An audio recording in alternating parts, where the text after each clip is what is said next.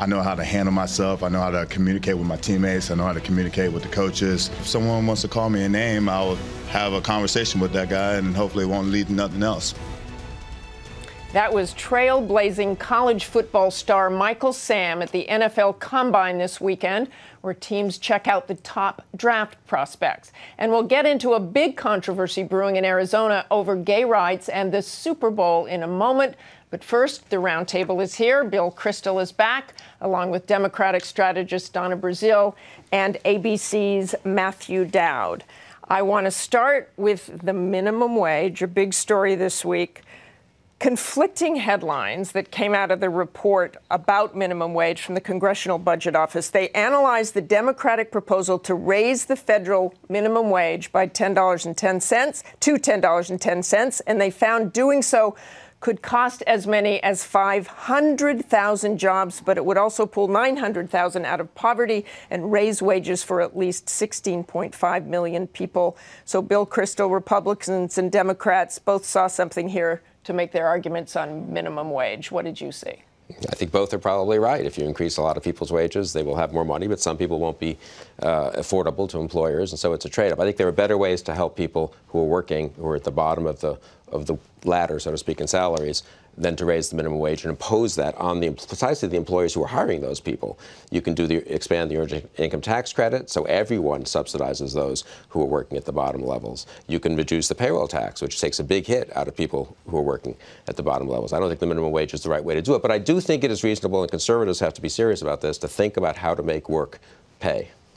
Matt Dowd, what matters more here? Potential job losses or wage increases and pulling people out of poverty? Well, we've now gone whatever the amount of time is, 25 years, where the level of poverty in this country is at a level of which nobody is satisfied with. And I always, when we talk about the minimum wage, one of the things that I focus on is we've had a change of productivity in this country, where the productivity in this country has been dramatically increased. So workers are producing more, but they're not getting paid more. Minimum wage people that produce more aren't getting paid more. So all of the benefits that have flowed from productivity have gone either to CEO pay or to Wall Street. If you gave workers the same equivalent of productivity levels, they would make $18 an hour. That's what the minimum wage would be. And I think in the end, I think that there's plenty of, if you look at the want ads, you look at the computers, look at all the things, there's plenty of ask for minimum wage jobs, even if at $10 an hour. In the end, we have to do something where people are making a living wage where they can afford daycare, afford school, and afford all those things, and we're not at that level. And Matt is really talking about what I know you think as well. This really does impact Americans every single day, this minimum wage issue. You're talking about people who work in nursing home, retail shops, fast food places. Raising a minimum wage would raise their standard of living. This debate is really about whether or not we want poverty wages in our society or a living wage so that the American people can afford to go grocery shopping. I was amazed that the wage for tip workers is $2.13. Now, when I was a waitress, it was $2.13. 2 decades ago. It has not moved.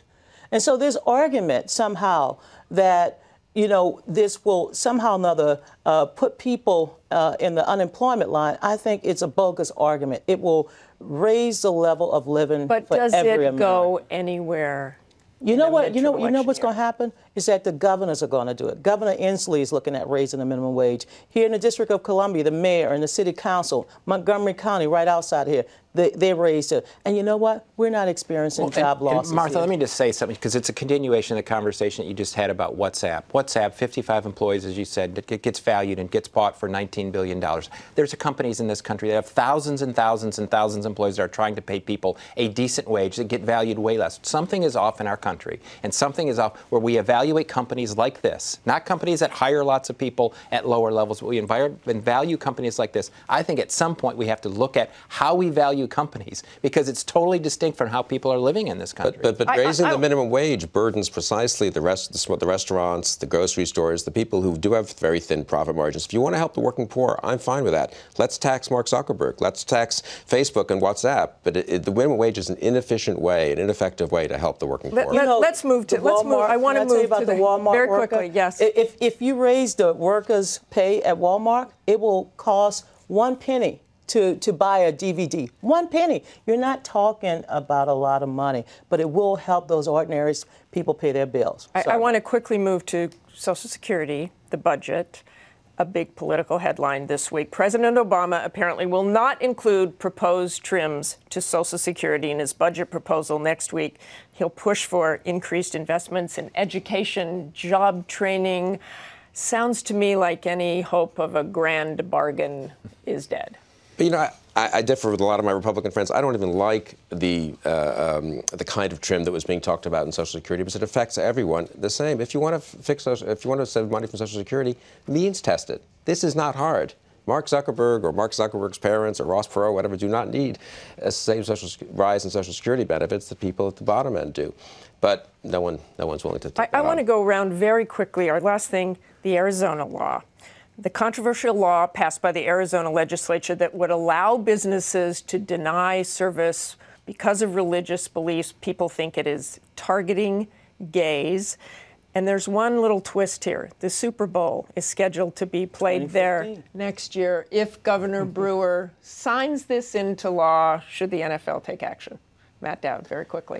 Well, first, I think in the end, Governor Brewer is probably going to veto this because it seems like an easy veto for her to do because everything that's going on in the business economy there. This is one of those problems when people use religion as a way to sort of enforce discriminatory practices. People used religion back in the 1860s when they defended slavery. They used religion to defend slavery. We've used religion to go to war. People have criticized Islam because they use religion to fight people and kill people. This is a problem with that. In the end, I think she vetoes it because there's no way this can survive. Okay. Hallelujah. I hope you're right. Now, she knows how to talk quickly. She knows how to do it.